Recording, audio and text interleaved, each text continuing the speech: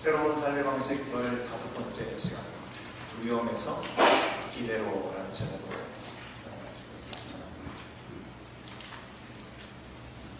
어떤 신발업체의 두 팀에서 이 아프리카로 판촉 개발을 위해서 출장을 보냈습니다. 같은 나라, 같은 장소에 다녀온 두 팀이요. 직접 똑같은 상황들을 본 토대로 보고서를 냈는데요. 그 두 팀이 완전히 상반된 내용들을 보고하였습니다. 한 팀은 이곳에서 신발 판매는 불가능합니다. 왜냐하면 이 아프리카 사람들을 보니까 신발을 사용하는 사람들이 거의 없기 때문에 그렇습니다. 다른 한 팀은 이렇게 적었다고 합니다. 이곳에서의 신발 판매 사업은 전망이 아주 밝습니다. 왜냐하면 이곳의 아프리카 사람들이 신발을 신고 다니는 이들이 거의 없기 때문입니다. 여러분, 이유는 똑같습니다. 그런데 그것에 대한 본인들이 생각하는 판단의 결과는 다릅니다. 싫어하냐고요? 믿거나 말거나. 하지만 이런 일들은 얼마든지 나타날 수 있는 일이죠. 저에게도 여기 물이 있습니다. 여러분들, 우리가 흔히 하는 얘기죠. 우리 반절 정도 있습니다. 이것을 보는 어떤 분들은 우리 반이나 남았다라고 얘기하시지만 또 다른 분들은 우리 반밖에 남지 않았다라고 말씀하실 수 있습니다. 같은 장소에서 동일한 순간과 동일한 사건을 경험해도 사람들은요, 제각기 다른 반응을 보이기 마련입니다. 여러분, 이것은 단순히 긍정적인 사고를 하느냐 부정적인 사고를 하느냐 그런 설명이 될 수 있겠죠. 하지만 하나님을 믿는 이 자리에 있는 우리들에게는요, 긍정의 성향이 있느냐 부정의 성향이 있느냐 그것을 넘어서서 상황을 바라보고 올바로 해석할 수 있는 그것이 무엇보다도 중요하리라 생각이 됩니다. 제가 이곳 나나이모에 오기 전에 아시는 것처럼 칠레에서 사역을 했습니다. 나나이모라는 이름을 처음 들었습니다. 그래서 나나이모로 오기로 결정이 된 다음에 나나이모를 좀 온라인에서 검색을 해봤습니다. 그랬더니 나나이모에 대해서 이렇게 알려주는 데는 별로 많지 않더라고요. 이상하게 무슨 아이들 게임에 이렇게 관련된 내용이 조금 등장할 뿐이었습니다. 나나이모에 대해서, 나나이모 한인장로교에 대해서 내용들을 좀처럼 찾기가 쉽지 않았어요. 그 가운데 온라인 커뮤니티라고 할 수 있죠. 이 다운 카페를 통해서 우리 나나이모 한인장로교에 대한 아주 짤막한 내용을 접할 수가 있었습니다. 아마 제가 가입을 하거나 멤버십이 되지 않기 때문에 그 내용을 볼 수 없었던 것이겠죠. 정확한 내용은 제가 기억할 수가 없는데요. 대체적인 내용은 이런 것이었습니다. 우리 교회는 섬에 있어서 많은 유학생들이 오는 곳입니다. 많은 유학생들이 다녀가는 곳인데 이곳에서 복음을 듣고 예수를 믿어서 다른 곳으로 가는 경향이 많습니다. 라고 써놨습니다. 여러분, 이 내용을 우리가 들었을 때 행정적인 의미에서 보면 아마 이렇게 생각하실 것입니다. 정착하는 성도들이 참 많은 곳은 아니구나 라는 생각을 가질 수 있겠죠.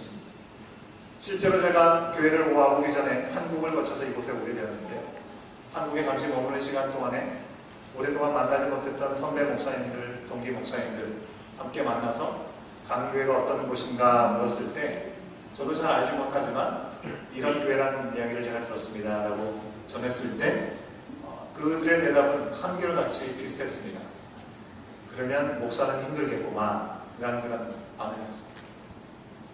여러분, 그런데요, 선교적인 입장에서 이런 것을 바라보면 전혀 다르게 보여줄 수 있는 것이죠. 그리스도의 복음을 전하고 세워서 보낼 수 있는 참으로 복된 교회구나라고 우리가 바라볼 수 있기 때문에 그렇습니다. 당시에 저희 나나이모 한인교회 소개글이 그렇게 적혔던 것을 보고 저는 그런 마음을 더 품었던 것 같습니다. 그렇기 때문에 하나님께서 이곳으로 발걸음을 옮겨주셨겠죠. 많은 이들이 거쳐가는 곳, 어떤 의미에서는 선교의 센터와 같은 곳이 될 수 있겠다라는 생각을 갖습니다. 그리고 그 생각은 틀리지 않게 하나님께서 선하신 일들을 우리 가운데 베풀어 주시고 계시고 지금도 베풀어 주신 줄로 믿습니다. 많은 이들이 정말 왔다 갔다 합니다. 한국의 대학들, 이 자매결연을 맺어서 이곳에 6개월 혹은 1년씩 교환학생으로 왔다 가는 경우도 있었는데 지금도 그런 학생들이 오기도 합니다. 제가 부임한 첫 때 이미 교환학생으로 와서 간헐적으로 교회를 방문하는 친구가 있었는데요. 그 친구는 여대를 다니고 있었던 친구였습니다. 그 가정은 불교의 배경을 갖고 있었고요. 믿음이 있었던 친구는 아니었지만 학교가 기독교 계열의 학교에 있다 보니 졸업하기 위해서 교회를 출석해야 되는 과정이 꼭 필요했던 것이죠. 너무나 감사한 것은 그 친구가 한국으로 돌아가기 전에 우리 교회에서 세례를 받고 돌아갔다고 하는 것입니다. 강요해서 할 수 있는 것이겠습니까? 하나님께서 주신 은혜라고 믿습니다. 그 외에도 한국에서 수많은 교회가 있지만 교회를 오히려 대적하고 반대하는 그런 입장에 서 있었던 분들이 이곳에서 여러 상황 가운데 하나님을 만나는 은혜가 허락되어서 하나님 앞에 열심으로 나가는 삶을 사는 가운데 이곳에 계시다가 또 다른 곳으로 옮겨가시는 분들도 적지 않게 있는 것을 우리는 보게 됩니다. 정말 하나님의 은혜가 아닐 수 없습니다. 어떤 이유로 이곳에 왔든지 이곳에서 하나님의 은혜를 경험하고 다른 곳에 가서 하나님의 놀라운 능력을 더 경험할 수 있다면 그것이야말로 하나님께서 이 땅에 교회를 세우신 그 이유대로 우리가 쓰임받는 것이 아니겠는가 생각을 해볼 수 있는 것이겠죠. 근데 그것뿐만 아니라 하나님께서 오늘 여기 앉아 계신 여러분들 제가 보면서도 느끼는 거지만 정말 정착하여서 함께 신앙생활할 수 있는 많은 분들을 더하여 하나님께서 보내주셨다고 하는 것이죠. 얼마나 더 큰 은혜인지 모르겠습니다. 여러분 오늘 말씀을 보면 동일한 사건을 경험했던 한 부부의 이야기를 만나볼 수 있습니다. 마노아의 부부, 바로 우리가 잘 알고 있는 삼손의 부모님에 대한 이야기입니다. 지난주의 말씀은 16장의 말씀이었는데 어떻게 오늘 말씀은 거꾸로 돌아갔지 생각하실지 모르겠습니다. 지난주에 이미 우리가 16장 말씀을 통해서 삼손의 마지막 최후의 모습을 우리 함께 돌아봤습니다. 말씀드린 대로 사사기에 등장하는 많은 사사가 있지만 이 삼손이야말로 이 사사기에서 무려 4장에 걸쳐서 등장하고 있는 아주 큰 영향력을 갖고 있는 사사였습니다. 그러기에 우리가 몇 달에 걸쳐서 말씀을 돌아봐도 부족함이 없는 말씀들이 바로 삼손에 대한 이야기죠. 그럼에도 불구하고 이번에는 크게 2가지 부분들을 우리가 살펴보면서 지나갑니다. 첫 번째는 지난주에 우리가 살펴봤던 내용이죠. 삼손이 누구와 비교할 수 없는 힘이 있었던 사람이었습니다. 그는 강했던 사람이었죠. 그런데 그의 강함은 하나님 앞에 온전함으로 쓰임받지 못했던 아쉬움이 있었습니다. 그러나 그가 자만하고 자신하는 가운데 이방 여인의 마음이 빼앗겨서 절대로 있어서는 안 되는 머리칼을 자르는 일을 통해서 힘을 잃게 되었죠. 그리고 그는 2눈이 뽑히고 노줄에 매여서 맷돌을 가는 사람들에게 제주다 부리며 조롱거리가 되는 신세가 되었습니다. 참으로 약하고 약할 수밖에 없는 그 순간에 삼손은 하나님을 구했습니다. 하나님을 바라보게 되었고 그 약함 가운데 하나님께서 그 마지막 순간에 놀라운 심판의 일을 통해서 행하신 일들을 우리는 돌아봤습니다. 약함에서 강함으로 돌아봤던 말씀이죠. 오늘은 2번째로 두려움에서 기대로라는 주제입니다. 오늘 말씀을 전할 때 삼손의 부모님에게 일어났던 사건을 중심으로 잠시 돌아보기 원합니다. 여러분 삼손의 부모님보다 주인공 삼손의 이야기를 먼저 전했기 때문에 우리가 16장에서 13장으로 거슬러 올라온 것이죠. 아무튼 이야기는요, 삼손이 태어나기 전, 즉 삼손이 만들어지기도 전에 있었던 일로 거슬러 올라갑니다. 오늘 우리가 읽은 말씀의 앞부분을 보면요, 이스라엘이 하나님 앞에 악하게 행하여서 하나님께서 이방 사람이었던 블레셋 사람들의 손에 무려 40년이라는 시간 동안에 압제당하도록 허용하셨습니다. 그 시간 가운데 하나님께서는 이스라엘의 12지파 가운데 단지파에 속한 마노아의 아내에게 여호와의 사자를 보내주셨습니다. 마노아의 아내는 임신을 하지 못하는 여인이었습니다. 자녀가 없었던 여인이었습니다. 그에게 여호와의 사자가 나타나서 그녀에게 이야기합니다. 뭐라고 했습니까? 13장 4절과 5절 말씀에서 우리가 확인해 볼 수 있는데요. 이 말씀 우리 같이 한번 확인해 보도록 하겠습니다. 13장 4절과 5절 말씀 함께 읽습니다. 시작. 그러므로 너는 선과 포도주와 독주를 마시지 말며 어떤 부정한 것도 먹지 말지니라. 보라, 내가 임신하여 아들을 낳으리니 그의 머리 위에 삭도를 대지 말라. 이 양의 잉태에서 나옴으로부터 하나님께 바쳐진 나시린이 되리라. 그가 블레셋 사람의 손에서 이스라엘을 구원하기 시작하리라 하시니. 아멘. 마노아의 아내는 하나님 앞에 서원을 하면서 아들을 달라고 기도하지도 않았습니다. 그는 아기를 갖는 것을 어쩌면 포기한 것처럼 보여집니다. 그런데 그녀에게 여호와의 사자가 임해서 하시는 말씀이 몸을 구별해서 잘 지키라고 얘기하는 것이죠. 그리고 아이가 태어나게 되면 하나님께 구별하심을 받은 나시린으로 그를 잘 양육해야 된다고 얘기하고 있죠. 그리고 그가 이스라엘을 구원할 구원자가 될 것이다 라고 말씀하셨습니다. 여러분, 이 마노아의 아내가 이런 얘기를 들었을 때 이 여인의 심정은 어땠을지 한번 생각해 보십시오. 아이를 갖지 못했는데 아이를 주신다니 하고 마냥 기뻐할 수 있었을까요? 일단 아이를 낳을 수 없는 여인이 아기를 갖는다는 소식도 결코 평범한 일이 아니었습니다. 믿기 어려운 아주 놀라운 소식이었어요. 근데 이어서 그가 사사로 쓰임을 받을 것이라는 소식은 정말 실감이 나지 않았을 것입니다. 생각해 보십시오. 지금 마노아와 그 아내가 살고 있는 그 단지파가 속해있던 그 땅은요, 마음대로 그들이 신앙생활을 하면서 지내는 시간이 아니었습니다. 블레셋의 손 아래에서 어찌할 바 모르는 참으로 위험천만한 상황들이 있었다고 하는 것이죠. 그 상황에서 구원자가 된다? 생각해 보십시오.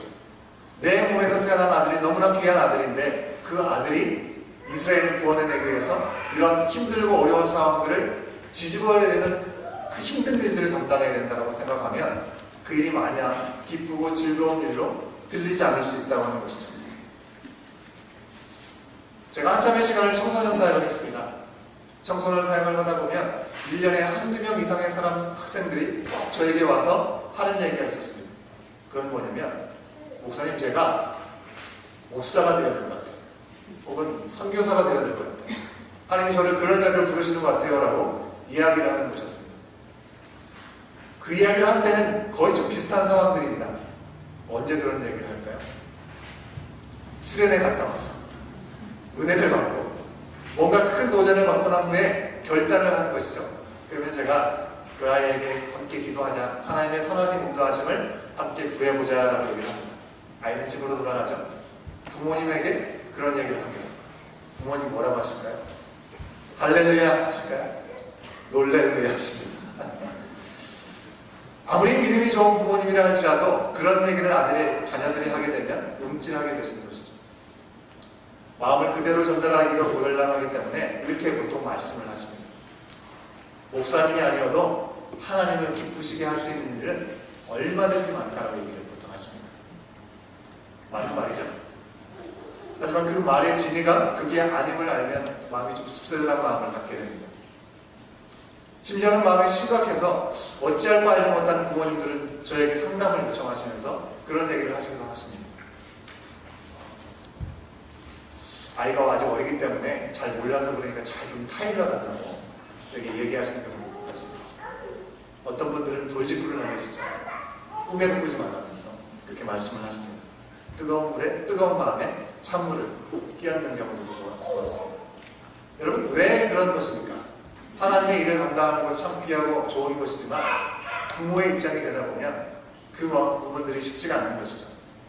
그분들이 보기에도 목회의 길이 사랑하는 자녀가 걷기에는 너무나 거칠고 어렵고 험하다고 생각이 되기 때문에 선뜻 그래 좋은 결정이구나라고 말씀하기 어려운 것이죠. 분명히 그 길이 주님의 길이면 주님의 뜻대로 쓰임을 받고 주님께 칭찬을 받고 세상이 알 수 없는 하늘에 속한 아름다운 열매를 하나님께서 분명히 허락해 주실 것입니다. 하지만 그 가운데 사람에게 인정을 받지 못하거나 외롭게 나가야 될 순간들이 분명히 있을 것이기에 안 말릴 수가 없는 것이죠. 여러분, 마노아의 아내라고 특별히 달랐을까요? 그런 얘기를 들었을 때 그는 어땠을까요? 40년이라는 시간 동안에 혹독하게 블레셋 아들에게 블레셋에게 대항을 하고 그리고 그들로부터 이스라엘을 구하게 된다는 얘기를 들었을 때 그것은 이 어머니의 태에서 조성되기도 전에 받은 이 아이에 대해서 무조건 환영하고 기쁨으로 반응할 수 없는 일이었을 것입니다. 주신 말씀이 워낙에 놀랍고 중한 일이었기 때문이겠죠. 이 마노아의 아내는 여호와의 사자에게 들었던 말씀을 혼자만 간직하고 있지 않습니다. 남편에게 와서 가서 말을 전합니다. 말을 전한 분이 하나님의 사자와 같이 심히 말을 전한 분이 하나님의 사자이라고 생각했기 때문에 심히 두려웠던 것이죠.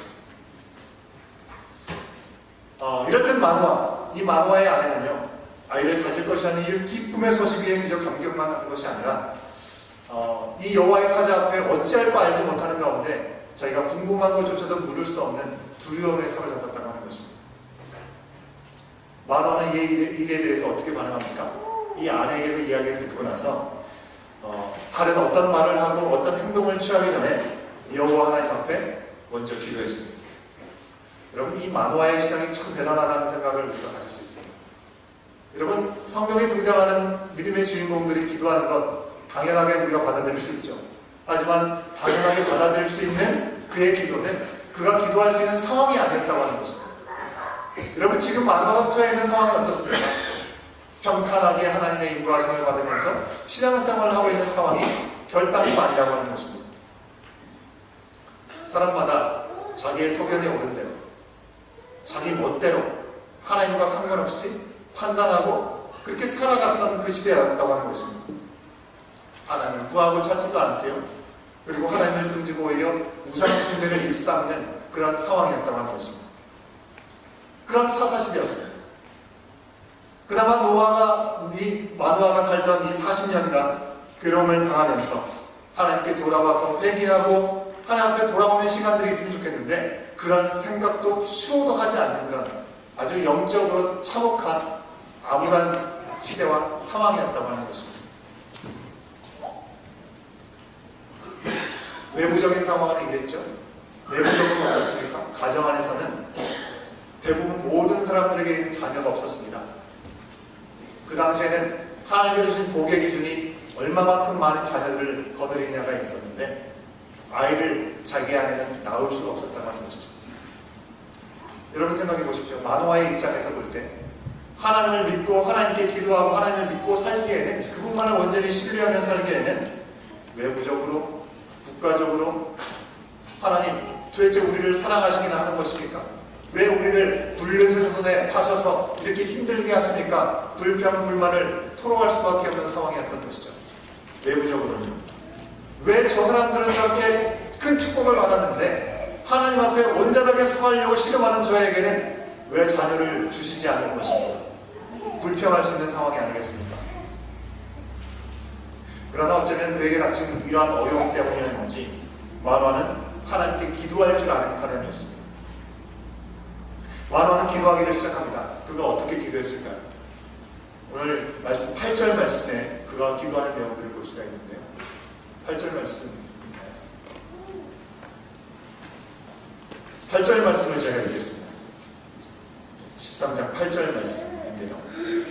마노아가 여호와께 기도하여 이르되 주여 구하옵나니 주께서 보내셨던 하나님의 사람을 우리에게 다시 오게 하사 우리가 그 낳을 아이에게 어떻게 행할지를 우리에게 가르치게 하소서. 여러분, 마노아가 하나님께 뭐라고 기도하고 있습니까?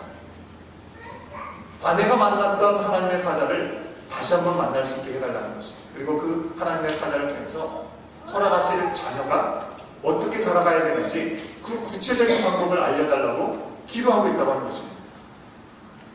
마노아에게서 찾아보는 두 가지 놀라운 일은요, 정말 황당하고 이해할 수 없는 상황 속에서 그는 먼저 기도했다고 하는 것이고요. 두 번째로는 그의 기도의 내용이 참으로 놀랍다고 하는 것입니다. 아직 아이가 주어지지도 않았는데 마치 아이가 이미 주어진 것처럼 그 아이를 어떻게 양육해야 될지를 하나님 앞에 물어보고자 하는 그런 내용이라고 하는 것이죠.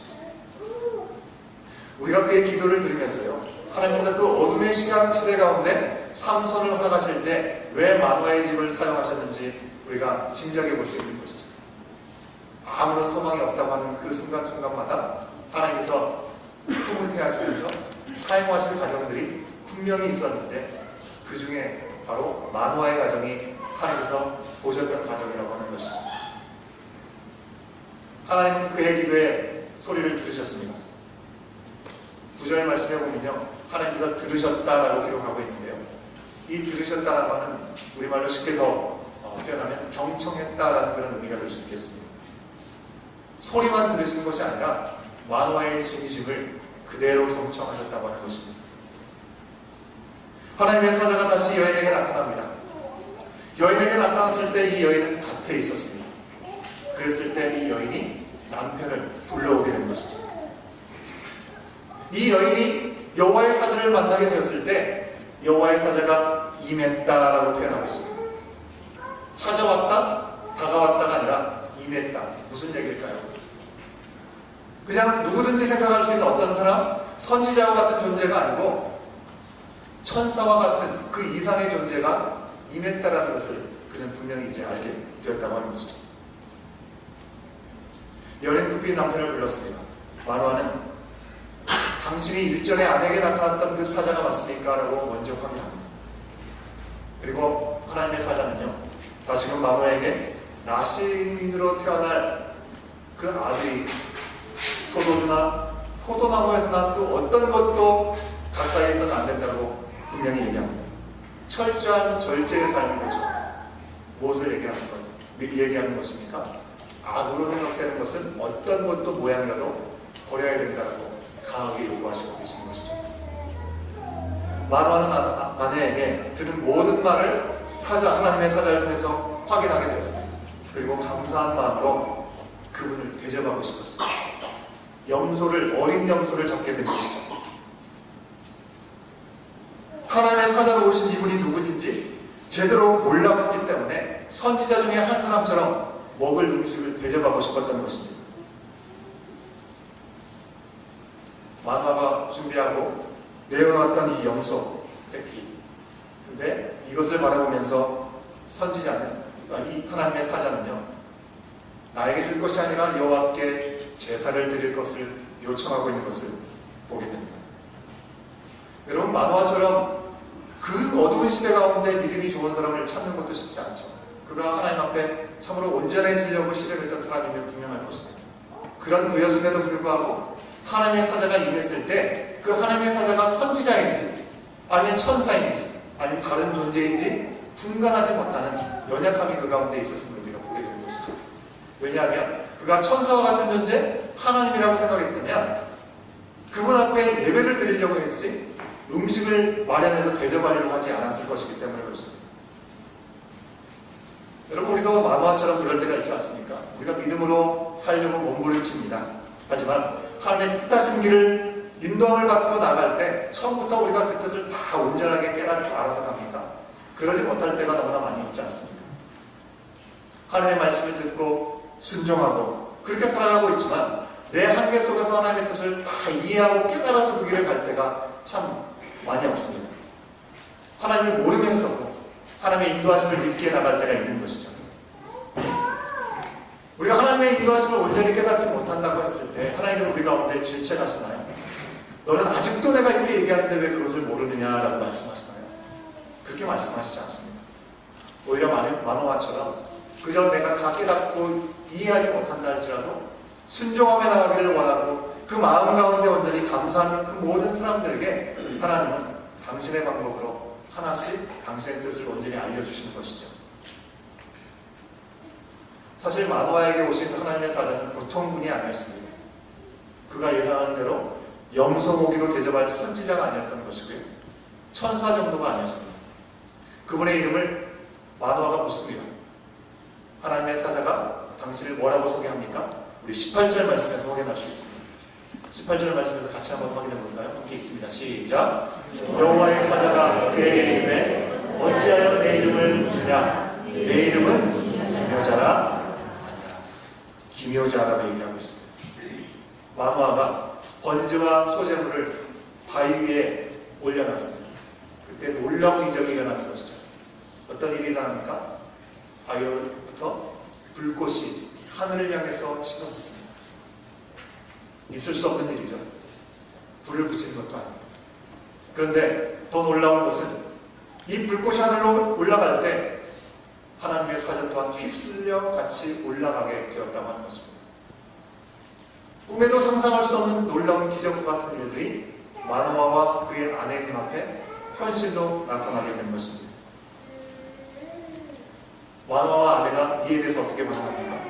조금도 예상치 못했던 장면들을 바라보면서 두려워하고 놀라서 어찌할 걸 알지 못합니다. 마노아는요, 그 아내는 엎드렸습니다. 그리고 마노아는 얘기합니다. 내가 이제 보니 하나님을 배웠던 것이구나.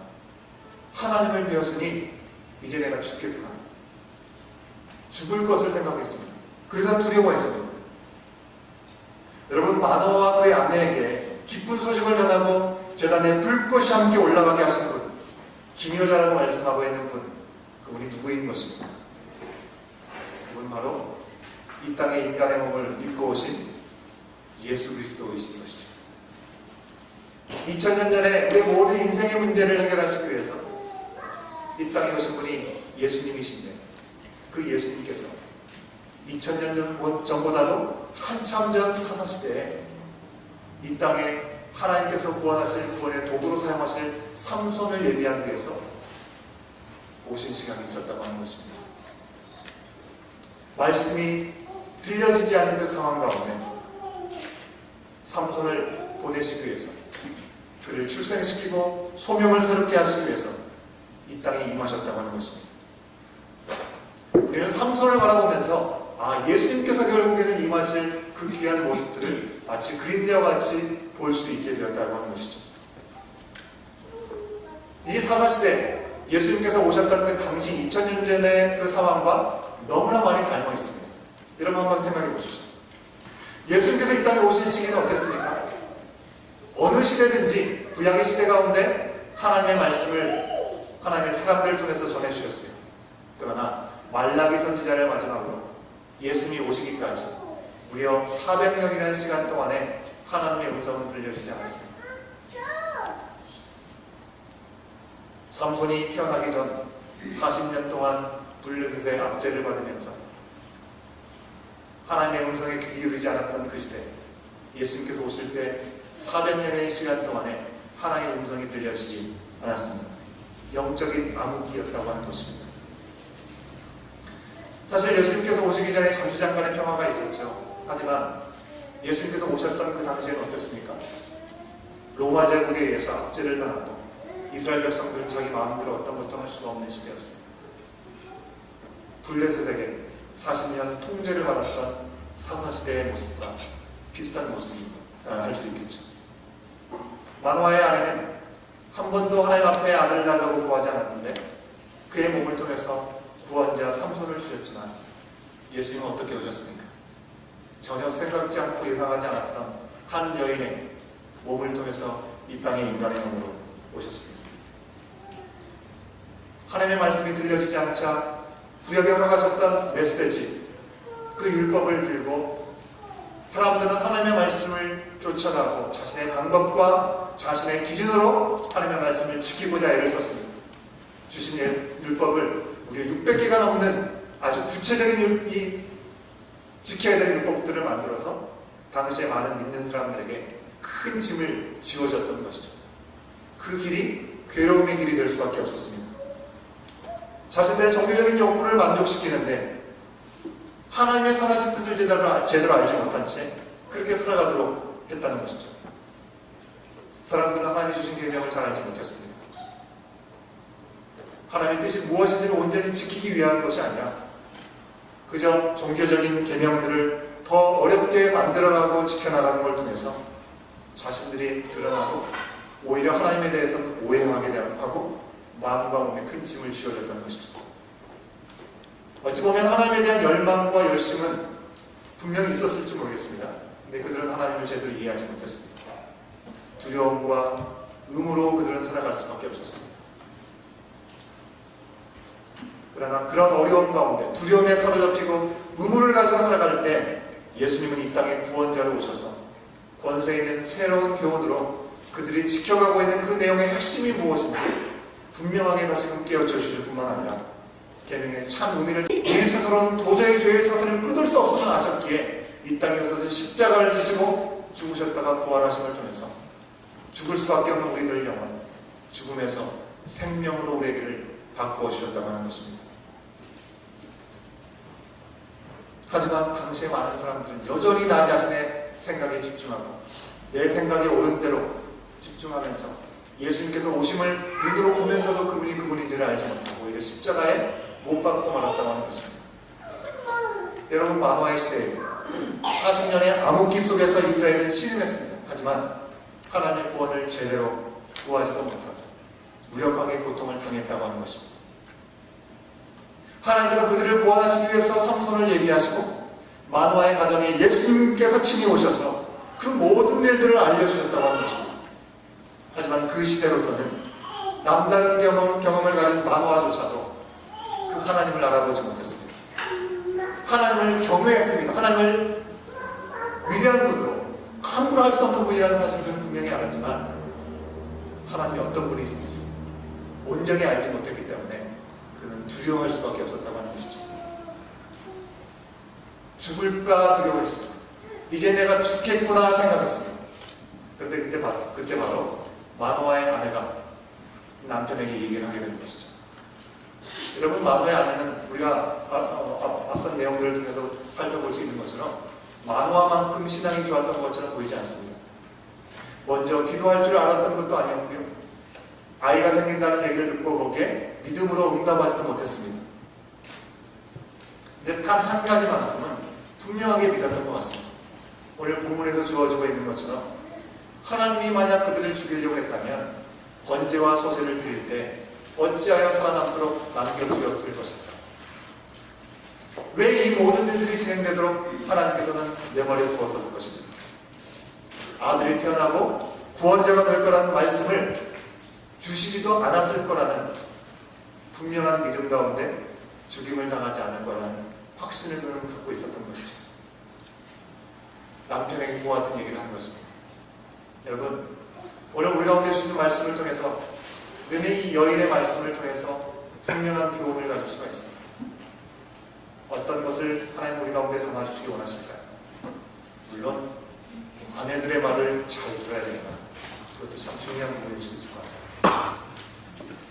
하지만 우리에게 허락하신 하나님의 말씀, 우리 가운데 주시는 그런 예배, 우리 각자를 부르시는 부르심과 하나님의 임재, 거기에는요 결코 심판하시기 위함이 아니라 우리를 온전케 하시고 구원케 하시기 원하시는 하나님의 뜻 가운데 세워진 시간들이라는 것을 우리는 분명히 기억할 수 있어야 되는 것이죠. 요한사전 요한복음 3장 17절에서 분명히 우리 가운데 말씀하고 있습니다. 함께 확인해 봅니다. 시작.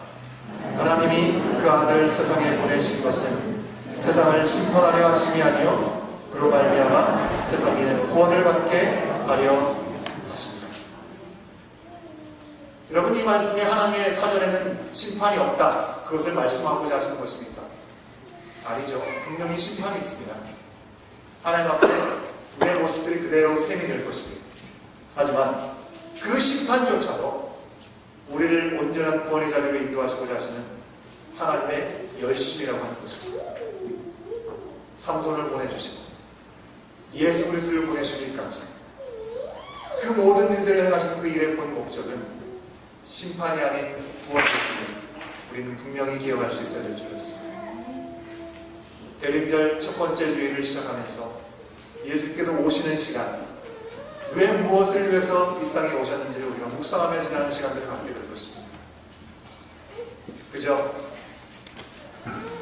성탄절의 기쁨만을 기대하면서 그 분위기에 우리가 빠져 사는 모습이 아니라 정말 그렇게 오셔야만 했던 그 예수님, 바로 나를 위한 일이었음을 기억하면서 나 또한 하나님의 온전한 기쁨의 자리 놓치지 않고 그런 삶을 살아갈 수 있도록 다시 한번 우리 자신을 결단하고 주 앞에 내어드리며 그분 안에서 삼손이 하나님 앞에 쓰임받았던 것처럼 예수님께서 우리를 새롭게 하심으로 다시금 우리 가운데 기회를 주셨던 거죠.